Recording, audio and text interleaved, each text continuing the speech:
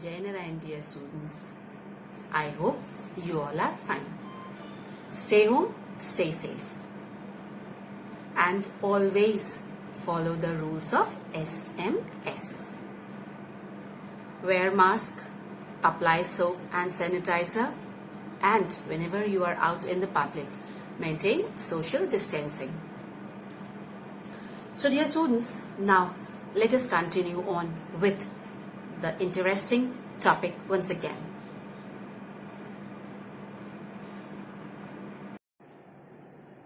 So today we'll start a chapter, Footprints Without Feet, and this is from our book, supplementary book, and the name of the supplementary book is also Footprints Without Feet. This chapter is written by H.G. Wells. So, before knowing the chapter, we need to know about the author. The H.G. Wells, Herbert George Wells, was born on September 21st, 1866, and he died on 13th August 1946. H.G. Wells, he was an English writer. He was prolific in many novels. He wrote many novels, short stories, and social commentary. His satires, they are also very famous. His biography, autobiography, and even 2 books on recreational war games. He is very well remembered for his science fiction novels and is often called the father of science fiction.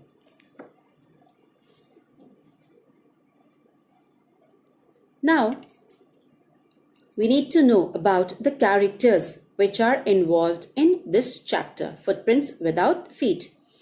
In the whole chapter, we'll be meeting with basically main 3 characters. The first one is Griffin. Griffin is the protagonist of this story. He is the eccentric scientist who by his experiments makes himself invisible. And later on we'll come to know that he does not even hesitate to resort to criminal activities. And till end of this chapter, he remained a mystery.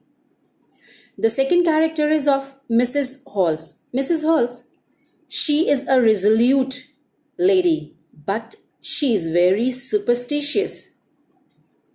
Mrs. Halls, she is the owner of the inn at Iping. Iping is a village where Griffin stays. The third character is of Mr. Jaffers. Mr. Jaffers is a policeman. He is a dutiful policeman. In the later part, we'll come to know that he was being called by the village people to arrest the protagonist of this story, Griffin, but he fails to arrest that invisible scientist. Now comes about the story. So dear students, this story is about a scientist whose name is Griffin. He had been discovering ways which could make a man invisible, and finally he swallows that drug and makes himself invisible. But he was being first noticed by 2 boys in the staircase of a house where they could just see his footsteps, and then they started following those footsteps.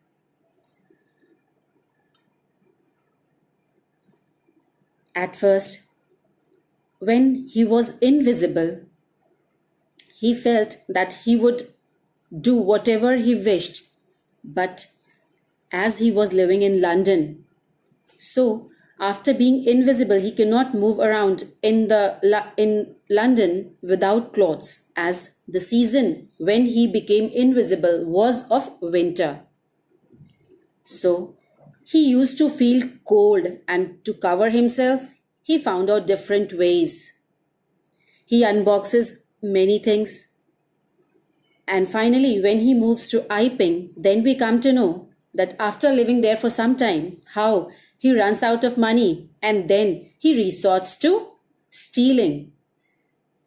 After that, he was being tried to get arrested, but how he escaped, this is all what we'll be studying in this chapter.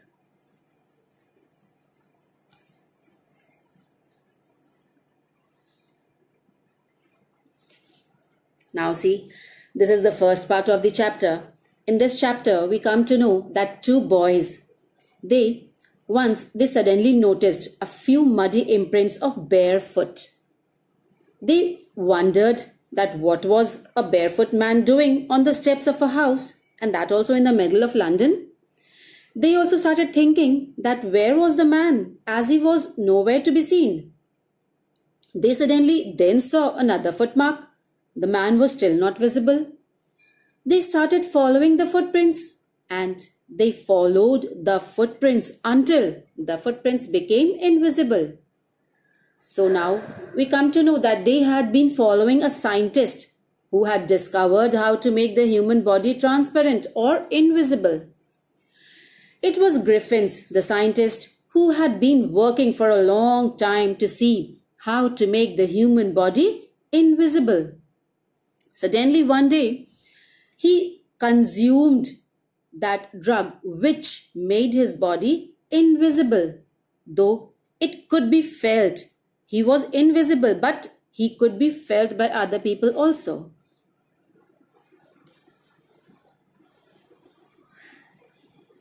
Griffin, he was a lawless person, as he had once burned down the house of his landlord, who was trying to throw him out of the house.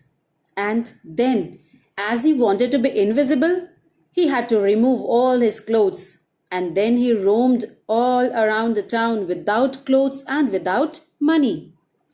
His presence was felt after he stepped in some mud, and his footprints could be seen as he walked. But he easily escaped the boys who had followed him. But still, many more adventures were waiting for him. He had chosen a very bad time to wander in London, as it was a winter season going on and the air was very cold. So he decided to stay inside a store for warmth.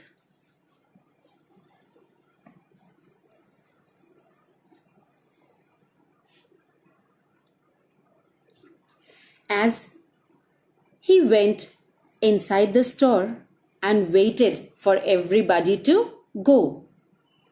When the doors of the store they were shut and nobody was left inside, then it was all his store. Then he got food for himself to eat and he wore new clothes. He was very happy because he ate the food and wore new clothes without paying for it. He became visible again as he wore shoes, overcoat and a hat. After that, he found some cold meat and coffee in the kitchen and he ate them also.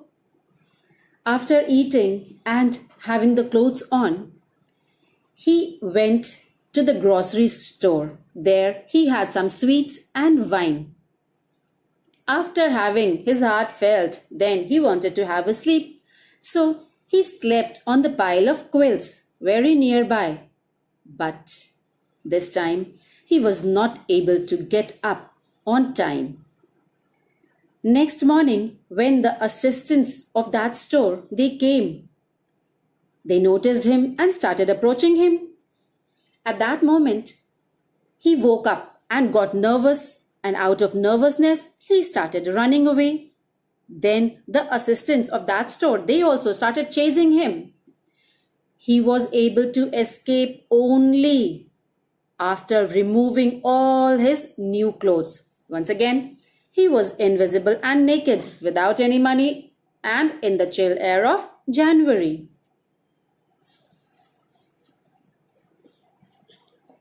Now, after being naked once again, without being money once again from that store, now he decided to try the clothing of the theatrical company, as he knew there he would definitely get something to cover his face also. So he quickly reached Drury Lane. Drury Lane is the center of the theatrical world, as he was shivering with cold.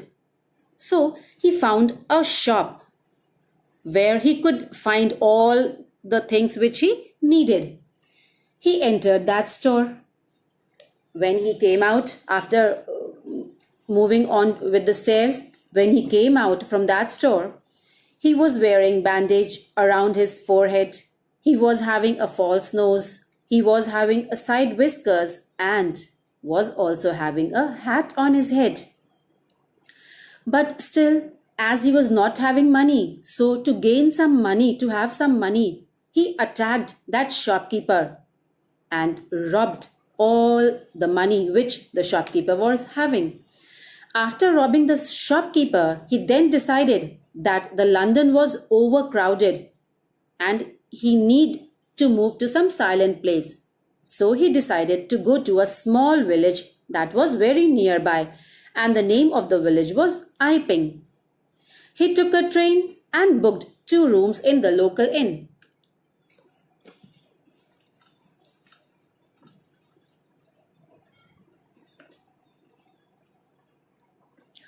The event of a stranger coming and staying at the inn in the winter night was not a normal thing to happen in that village, because normally in the winter season, Iping village was not being visited by any visitors. But the stranger was there, Griffins was there. So everybody now, they started talking about it. And also the appearance of Griffin was quite strange. The landlord of the inn where Griffin was staying, Mrs. Halls, she made a lot of effort to be very friendly with Griffin. But every time she wanted to have a conversation with him, she was being told that he did not want to talk. He clearly told her that his reason for coming to Iping was simply for peace and quietness, and he did not wish to be disturbed while he was engaged in doing his work. Also, he told her that because of an accident, his face was affected, and that was the reason why it was all in bandage. The landlord's wife, Mrs. Halls, she accepted that her new guest was a strange scientist and was ready to excuse his temper and habits because he had paid for all those things in advance. Then the time came when his money was over and he had no cash available for further payment at the inn. As now he was not having any money, then he started pretending that he was waiting for a check which could arrive at any moment. After that, something really strange happened. The clergyman and his wife, they were awakened by some noises in their study room.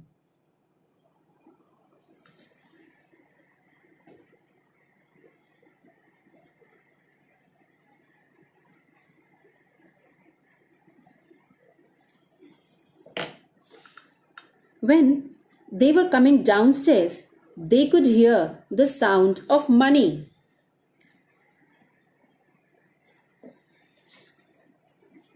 Being taken from the clergyman's desk. And that clergyman, he went towards the room. He held a metal rod in his hand and flung the door open. As soon as he opened the door, he shouted, "Surrender!" as he thought he had caught the thief.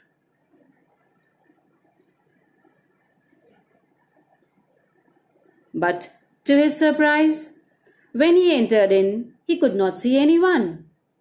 He started looking under the desk, behind the curtains, and also up the chimney. But the person was not to be seen anywhere.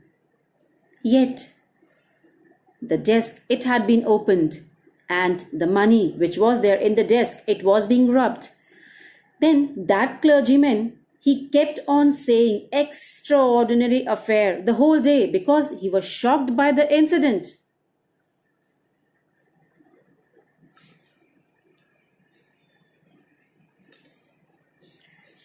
But the thing that happened with Mrs. Hall's furniture were much more fascinating than the robbery at the clergyman's house. Mrs. Halls and her husband, they woke up very early and were surprised as the door to the guest room was open.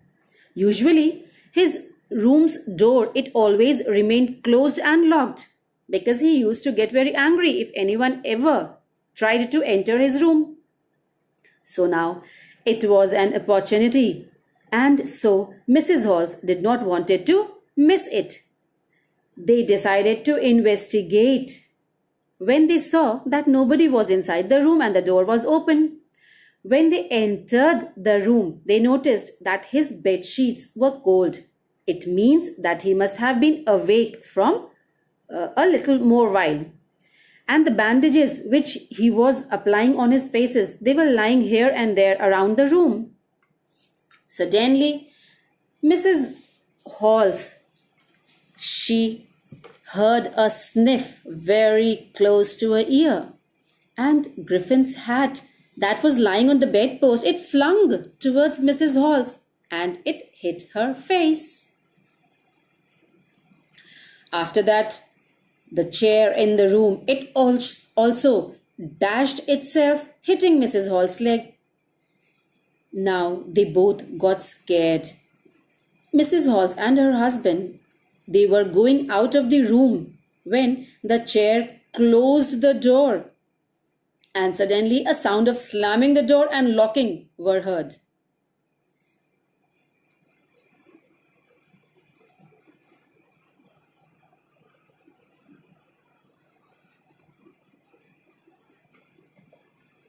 Now, this incident, it terrorized Mrs. Hall and Mr. Hall, and she was about to fall down from the stairs.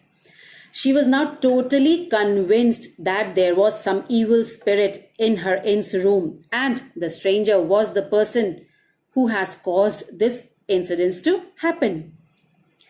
Later on, we come to know that she moaned because the chair which hit her was of her mother, and then she thought, how could that chair rise up against her? The neighbors, they also thought that it was because of witchcraft which had caused such a thing to happen. Witchcraft means some magical practice of magic.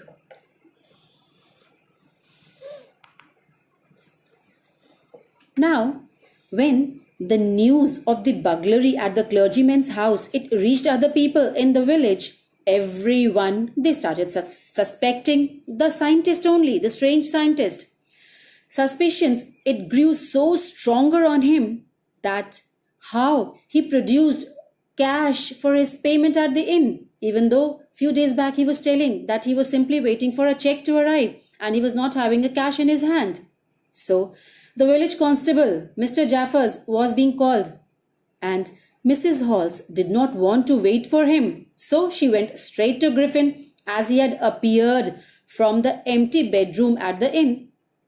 She had a question. She threw a question to her. What had he been doing upstairs to her chairs and furniture? She also asked him how did he come out of the empty bedroom or how he entered the locked bedroom. The scientist, he became really angry and started shouting that they didn't understand who or what he was, and then he decided to show them the truth. He slowly started removing all his bandages, whiskers, spectacles, and he removed his nose also. In removing all these things, it took him hardly a minute to do all these things. And then the people present there at the bar, they were horrified because they were now looking at the headless man. Mr. Jaffers, the constable of the village, was also surprised as he saw that he had to arrest a man who was not having head. But still, Jaffers wanted to do his duty as he knew that the magistrate wanted that person to be arrested. So now Griffins, he started taking off all his clothes slowly. As he started removing his clothes slowly, he started getting invisible slowly. And after he was removing his shirt, after he removed his shirt, he was nowhere to be seen. And now Jeffers was struggling to arrest a man who was completely invisible. People who tried helping Jaffer were also struggling, as when they tried to help Jaffer, they were also hit by blows from nowhere. Now, as Jaffer was trying to make his last attempt to catch hold of the invisible man, he was knocked unconscious by some invisible force. Everybody was shouting there, "Hold him, hold him!" But Griffin, he had set himself free from them, and nobody could understand how to catch him. So, dear students, that's all for this lecture. We'll meet again with a new interesting topic. Till then, Jai Narayan, all of you.